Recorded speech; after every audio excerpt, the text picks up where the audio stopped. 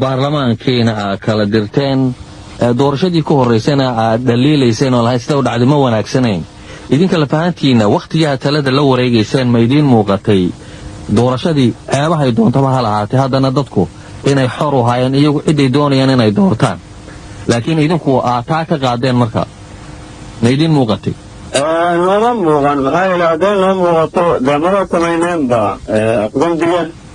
waxaan noo muuqatay annagu dee xoog baan ka wada wareegnay meeshii laakiin dee in nidaamyadii markaa jiray dadka soo dhici jireen maanay ahayn mataqaanaa waxa la yidhaha qofku xorriyadiisa qofka uu ku soo dooranayay magac ahaan way ahayd waxa weeye waxyaabahan la yidhaha wanaagsan tahay adduunka waa la socotaa waxaan hadda ay yidhaahdeen dimuqraasiyada waxay ku timaad tartan xalaal ah oo caddaan ah oo la yaqaan oo qofku wuxuu sheegaya iyo meeshuu ka yimid iyo xataa meeshii uu kambeynka uu garayay ama tartanka dicaayadda uu samaynaya lacagtii meeshuu ka keen marka waxa weeye adduunka ama waa in wixii sidii dadkii samaystay oo reer galbeedka u samaysteen loogu dhaqmaa ama dawaayo laga been sheegin marka annagu been ma aanaan sheegin waan u bareernay inaan dadka u soo dhahanno ayaan annaga kulley ujeeddadeennu ay ahayd laakiin dunyada mataqaanaa awooddii iyo dhaqaalihii dawladda ayaa lagu geli jiray annagan ahaan waxaan xoogga dalka soomaaliyada wakiil uga ahaa xafiiskii hogaaminta doorashadii 68kii say wax u dhacayeen iyo ciidamadana la weydiinaya meesha loo diraya iyo cabashooyinka soo dhacayo intoo idin badanaa inay goobjoog noonu ahaa taa waxaa dheerda dadka nafsadooda waxala jireen maansooyinkooda laga garanayaa heesahooda laga garanayaa dalamadooda laga garanayaa waxa taas gabagabadii wada caddaynayo markii annagu aan hadee caddaynayn ciidamadu la wareegeen meesha ummadda soomaali meel ka soo joogtay hambalya noo soo wadatay waa soo bambaxeen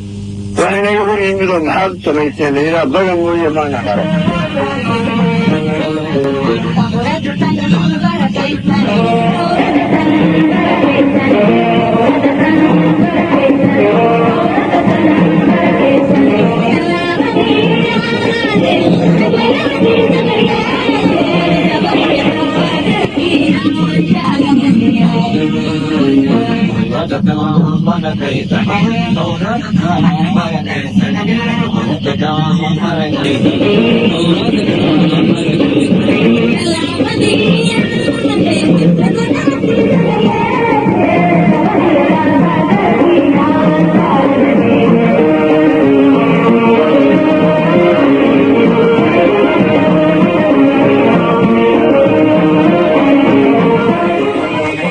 haddaba loo soo dhoweeyey afgembigii ciidamada wuxuu ahaa mid xoog leh sida heesaha gabayada iyo shucuurta dadweynuhuba ay muujisay hase yeeshee dowladihii ka horreeyey rayidkaha raggii iyagu hogaaminayay sidee ayay u arkeen soo dhoweyntaasi ciidamada dadweynuhu ay soo dhoweeyaan cabdirasaaq xaaji xuseen oo ra-iisul wasaare ka ahaan jiray jamhuuriyadda soomaalida ayaanu arrintaasi wax ka weydiinay bal sida u arko soo dhoweynta xoogga leh ee la siiyey ciidamada wakhtigaasi waxaanu yidhi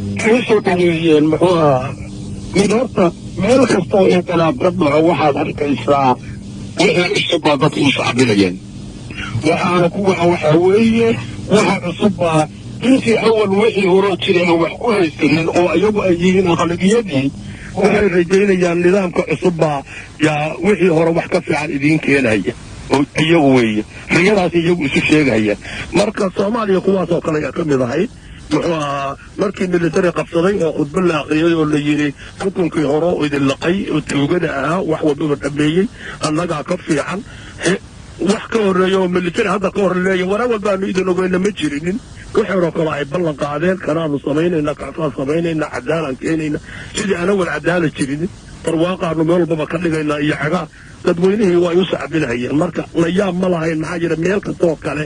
asia iyo africa iyo middle east iyo meel alla meeshii inqilaab ka dhacay oo dhan haddaad la socotay saasaa ka dhacaysay marka deresnaatin muxuu ahaa oo la filan waayo dadweynuhu inay u sacbiyaan wixii isbedelay ma ay jirinin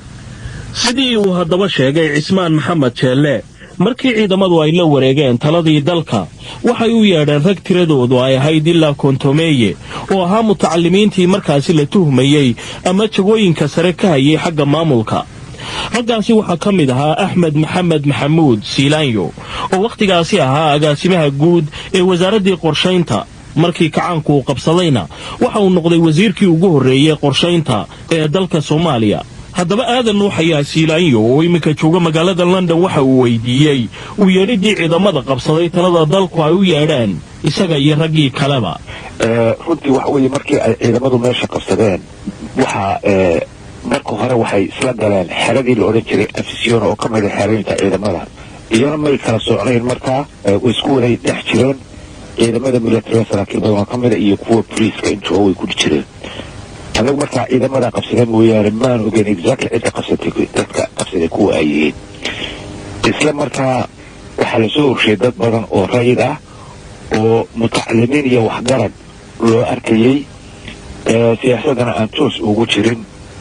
oo la isugu keen qolka shirarka taliska booliiska. raggaa intaa ay qolada ciidamadu shirarka aan kala go-a lahayn ay u fadhiyeen oo marka dambe aan ogaanayno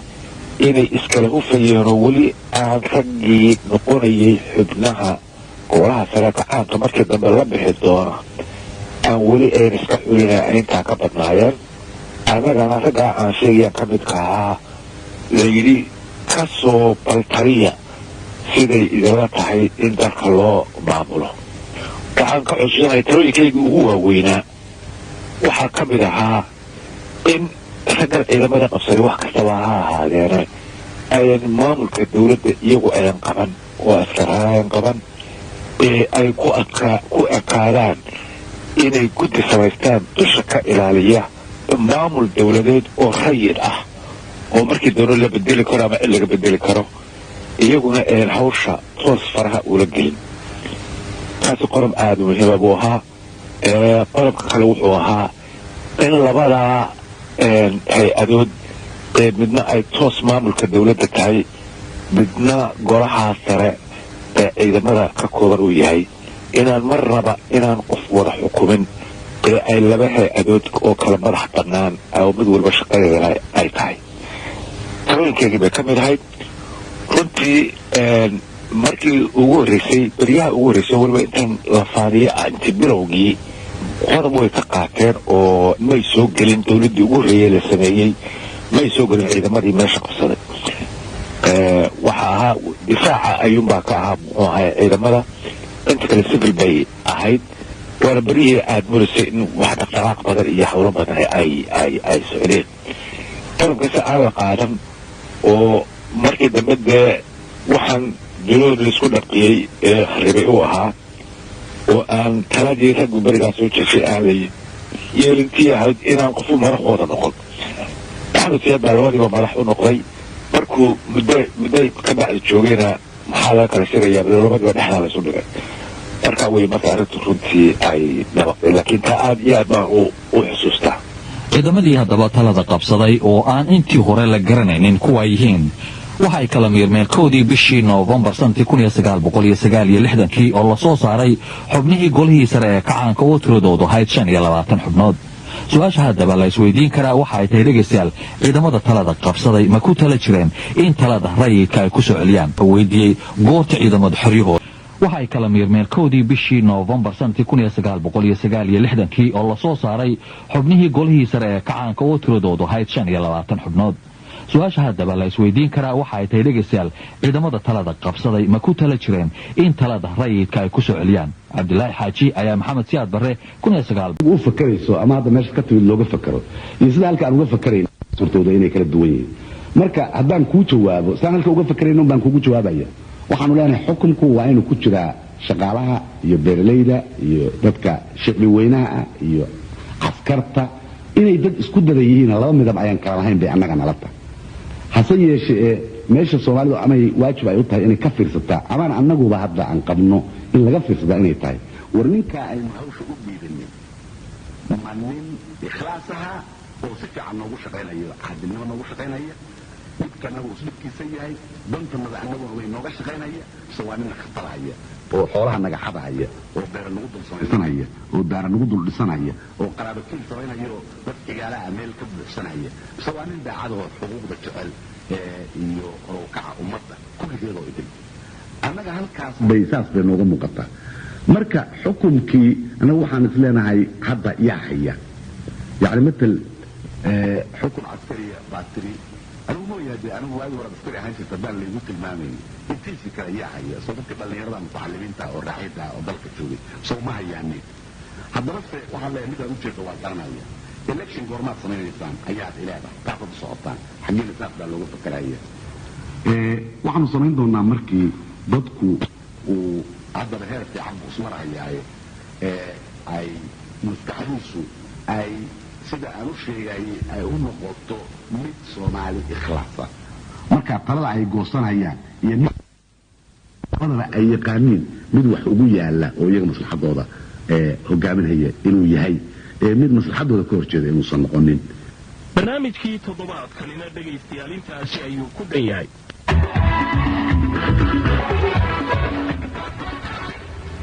waa barnaamijkii sagaalaad ee barnaamijyadii taxanaha ahaa ee aanu kaga hadlaynay taariikhda soomaalida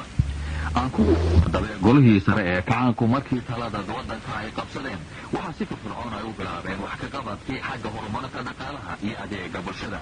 waxay ku bilaabeen hase yeeshee talooyinkii xagga degmooyinka iyo gobollada inay kala wareegaan saraakiishii haysay oo ay ku wareejiyaan saraakiil da'dooda yar tahay oo ciidamada ka tirsan bishii oktoobar sanadkii 1970 ayaa golihii sare ee kacaanku ku dhawaaqay in dalku uu qaatay hanti wadaagga cilmiga ku dhisan waxaa weliba taa lagu lamaaneeyey iyadoo si xoog leh loo cambaareeyey qabyaaladii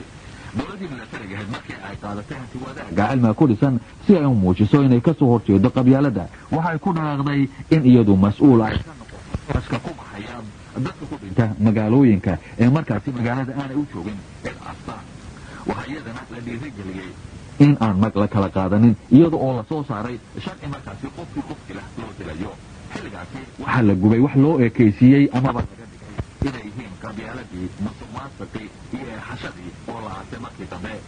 ereyga inadeerna waxaa lagu bedelay jaalle